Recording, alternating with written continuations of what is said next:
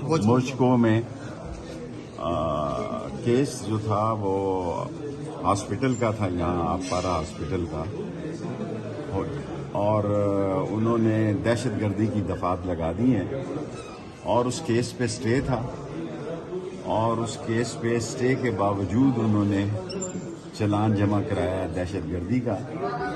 اور مسئلہ یہ ہے کہ وہ بیٹھے ہیں، یہ شہر میں نے دیکھے ہی نہیں، لسبیلا، وہ نواز شریف صاحب بلوچستان میں انوکھا لاڈلا جو ہے 16 سیٹیں ہیں بلوچستان کی، انوکھا لاڈلا 3 لے لے گا، 3-4 سیٹیں مولانا فضل الرحمان لے لے گا، اور آصف زرداری بھی جو ہے وہ تاش چھاتی سے لگا کے کھیلتا ہے، وہ بھی 3-4 لے گا، پیچھے رہ 4-5 جائیں گی۔ فیصلہ پانی پت کا پنجاب میں ہونا ہے، اور کل میرا بڑا اہم کیس ہے، میں ریٹ کر رہا ہوں سردار رازق صاحب کے ذریعے پنجاب کورٹ میں، پنجاب ہائی کورٹ کے پنڈی برانچ میں۔ ایسے محسوس ہوتا ہے کہ کوئی 70-80 کیسز میں مجھ پر دہشت گردی کے مقدمے بنا دیے گئے ہیں، لیکن اس کا اصل حقیقت پتہ کل کی ریٹ کے بعد لگے گا۔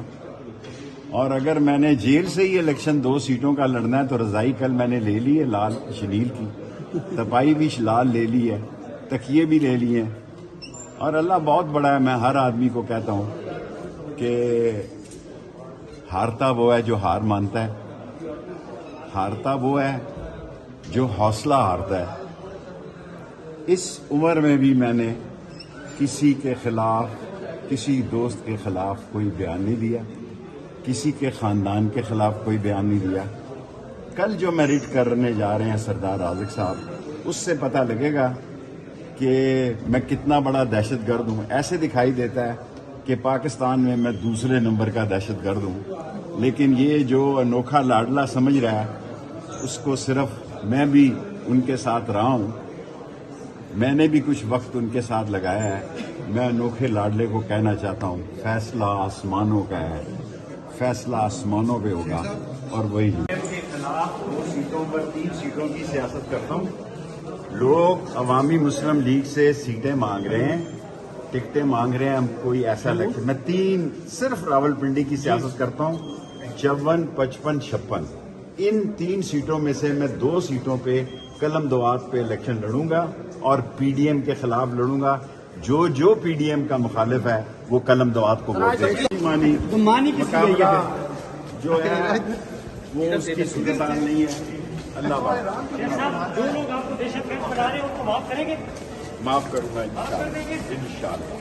سر آج پولیس افسر نے خود کہہ دیا کہ کیس نہیں بنتا تھا، اس پر کیا کہیں گے؟ اس کی مطلب آپ دیکھیں، پولیس افسر نے عدالت میں کہا ہے کہ یہ دہشت گردی کا کیس نہیں بنتا، اور جسٹس